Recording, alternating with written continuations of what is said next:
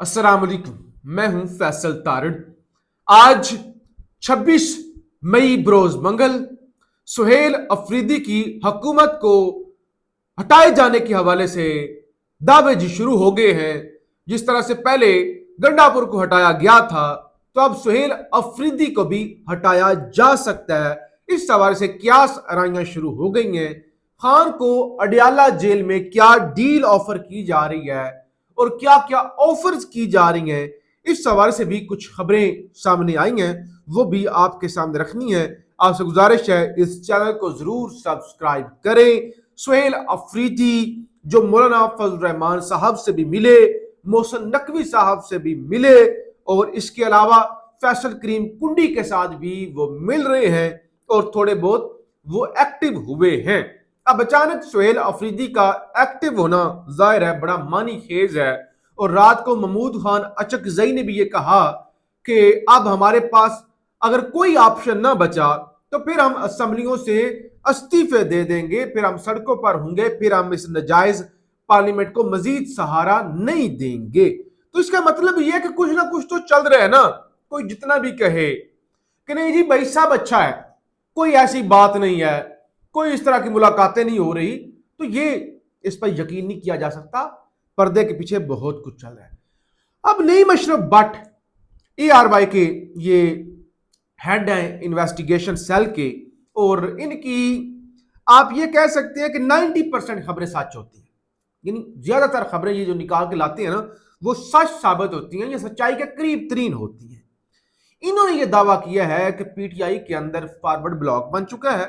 सुहेल अफरीदी के खिलाफ 50 से जायद MPAs उनके खिलाफ जा चुके हैं। गंडापुर ग्रुप कह ले या किसी और ग्रुप, यानी वो सुहेल अफरीदी के साथ नहीं है।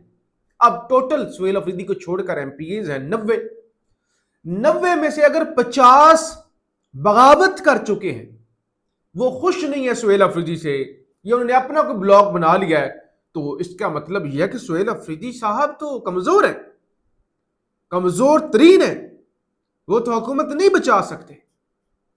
और नईम अशरफ भट्ट कहते हैं कि यही वजह है कि सुहेल अफरीदी साहब ने मोहसिन नकवी से मुलाकात की और बजट पास करवाना भी बहुत, उन्होंने कहा बजट पास करवाना भी बड़ा मुश्किल हो गया है।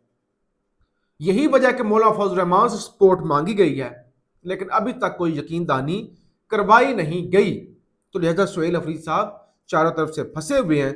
अब देखना ये होगा कि वो कैसे, यानी ये सारी छुट्टियां सूरत हाल से कैसे निकलते हैं। और उन्होंने कहा कि बहुत जल्द ऐसा भी हो सकता है कि जब सुहेल अफरीदी की छुट्टी हो जाए, यानी 2 सालों के अंदर खैबर पख्तूनख्वा के अंदर कोई तीसरा वज़ीर आला आ जाए। जबकि शफी जान का इस सारी सिचुएशन पर रद्द-ए-अमल आया है। सूबाई वज़ीर इत्तलात हैं, फरमाते हैं सुहेल अफरीदी के खिलाफ ग्रुप बंदी की खबरें झूठी और बेबुनियाद हैं। इन्हें इमरान खान का मुकम्मल एतमाद हासिल है, हुकूमत अपनी आईनी मुद्दत पूरी करेगी। अब शफी जान साहब का जो है ना ये बयान, ये मशकूक है। वो कहते हैं सुहेल अफरीदी के खिलाफ ग्रुप बंदी की खबरें झूठी और बेबुनियाद है, इन्हें इमरान खान का मुकम्मल एतमाद। भाई इमरान खान का एतमाद हो सकता है उन्हें हासिल हो, वो जो 50 का दावा हो रहा है, 50 का नंबर, क्या उन्हें भी, उनका भी एतमाद हासिल है अफरीदी साहब को। और भट्ट साहब ने तो ये भी खबर दी है ना कि इमरान खान सुहेल अफरीदी साहब की कारकर्दगी से खुश नहीं है। और कुछ खबरें निकली हुई थी शुरू में अडियाला से कि इमरान खान ने कहा ये क्या कर रहा है सुहेल अफरीदी, यानी वो उनकी कारकर्दगी से ज्यादा कोई मुतमईन नहीं है। फिर आज अंसार अब्बासी साहब ने भी खबर लगाई है, अगरचे वो जो अमेरिका इसराइल को तस्लीम करने के मुतालबात कर रहा है, वो मुतालबा शरई है या गैर शरई है, इस पर तो अंसार अब्बासी साहब मुकम्मल तौर पर खामोश हैं। लेकिन आज उन्होंने लंबा चौड़ा लिखा है कि खैबर पख्तूनख्वा के वज़ीर आला Suhail Afridi, chairman PTI barrister Gohar Ali Khan और वज़ीर दाखिला मोहसिन नकवी के दरमियान हालिया मुलाकात ने सियासी हलकों में कियास आराइयों को जन्म दिया है और इस मुलाकात की नोयत और मकसद से मुताल्लिक़ मुख्तलिफ दावे गर्दिश कर रहे हैं। यानी उन्होंने लिखा कि ये इस्लामाबाद के अंदर जो घर है बैरिस्टर गौहर का, वहां पर यह मुलाकात हुई। अमन व अमान से हटकर जो सियासी मामलात हैं और बाकी जो चीज़ें हैं उन पर बातचीत हुई है। तो ये तो मतलब इंसार अब्बासी साहब ने भी, बहरहाल ये कोई इंसार अब्बासी साहब को क्रेडिट नहीं है कि उन्होंने कहा ये बात हुई है, ये सबको पता है کہ اگر رہائش گاہ پر ملاقات ہوئی ہے، خفیہ ملاقات ہوئی ہے، تو امن و امان سے ہٹ کے باقی جو چیزیں ہیں بیہائنڈ دا وہ کرٹنز آپ کہہ لیں ان کے حوالے سے بات ہوئی ہوگی. بہرحال لیکن سنو نیوز پشاور کے جو بیورو چیف ہے نا یاسر حسین، وہ جو خبر نکال کے لائے ہیں نا وہ خبر اہم ہے. وہ یہ کہتے ہیں کہ وزیر اعلیٰ سہیل افریدی اور وزیر داخلہ محسن نقوی سے ہونے والی ملاقات کے اعتبار سے علیمہ خان کو تفصیلی آگاہ کر دیا گیا ہے. اور وہ کہتے ہیں سہیل افریدی نے ناراضگی کا اظہار کیا کہ ملاقات پر پراپیگنڈا کرنے والے معاملات کو آگے نہیں بڑھانا چاہتے، لیکن اس ملاقات کے ثمرات جلد سامنے آئیں گے. یعنی علیمہ خان کو بتایا کہ آپ فکر نہ کریں، لوگ اس پر پراپیگنڈا نہ کریں، مجھ پر یقین رکھیں، اس ملاقات کا فائدہ ثمر پھل جو ہے وہ جلد ملے گا. عمران خان نے اپنی رہائی کیسوں کی واپسی سے مشروط کر دی ہے. توشہ خانہ 2 القادر ٹرسٹ کی واپسی آفر مختصر آفر کیا گیا خان کو. خان نے کہا نا دیکھو وہ جو میرے پاس اوپر جعلی کیس بنائے ہوئے واپس لو.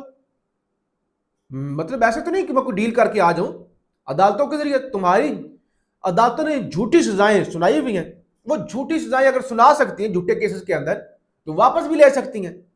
آفر یہ کیا گیا ٹھیک ہے القادر والی سزا بھی واپس لے لیتے ہیں، توشہ خانہ 2 والی بھی واپس لے لیتے ہیں، لیکن 9 مئی پر کوئی معافی نہیں ہے. خان نے کہا ٹھیک ہے بھائی، پھر اگر آپ نے یہی ڈرامے بازیاں کرنی ہیں کہ فلانے پر معافی ہے، فلانے پر کوئی معافی نہیں ہے، فلانا ٹھیک ہے فلانا غلط ہے، تو پھر میں جو ہے وہ جیل میں رہتا ہوں، پھر مجھے کوئی ضرورت نہیں ہے، پھر تو میں ٹھیک ہے جیل میں ہوں، قربانی دے رہا ہوں. یہ کیا بات ہوئی فلانا واپس لیتے ہیں فلانا واپس لیتے ہیں. آپ 10 اور بنا دیں گے کیس بناتے ہوئے کون سا ٹائم لگتا ہے آپ کو. تو پھر سر جوڑے گئے ہیں اور خان نے کچھ اپنی ٹیم کے اندر جو اہم لوگ تھے جو پیغام رسانی کر رہے تھے ان کو بھی فارغ کیا ہے کہ یہ کس طرح کی چیزیں تم کر رہے ہو. فلانا کیس واپس لیتے ہیں فلانا واپس لیتے ہیں لیکن فلانا نہیں لے سکتے. دیکھیں کیس مرغی چوری کا بھی ہو اور اس میں سزا ہو تو رہنا تو آپ نے جیل میں ہے. اگر سسٹم آپ کو نہ چھوڑنا چاہ رہا ہو تو آپ کہنے جی وہ 2 کیسز ہو گئے آپ 2 نئے بنا لیں گے. تو بہرحال یہ تو کوئی بات نہ ہوگی.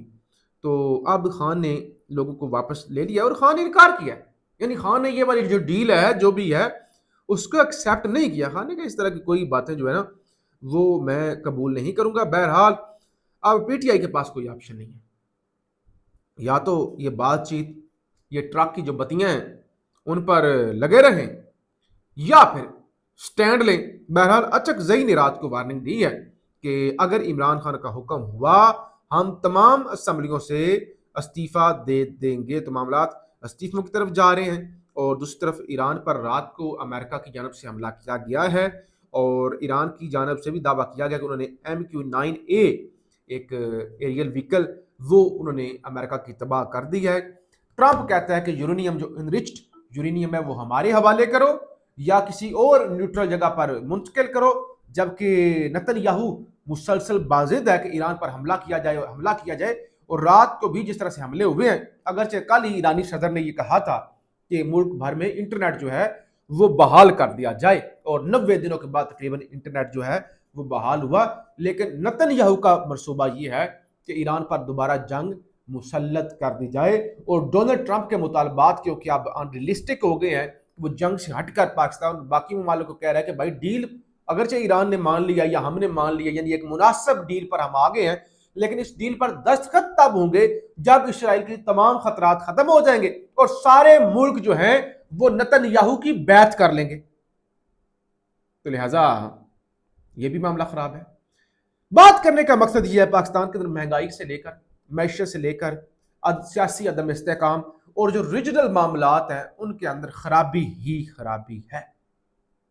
ان میں سے بہت ساری چیزیں ہم کوشش کر کے ٹھیک کر سکتے ہیں، بہت ساری ہمارے ہاتھ میں نہیں ہے، لیکن ظاہر ہے اس ملک کے اندر کس کو فکر ہے. بہرحال آج یوم حج ہے، حج جو ہے وہ پڑھا جا رہا ہے.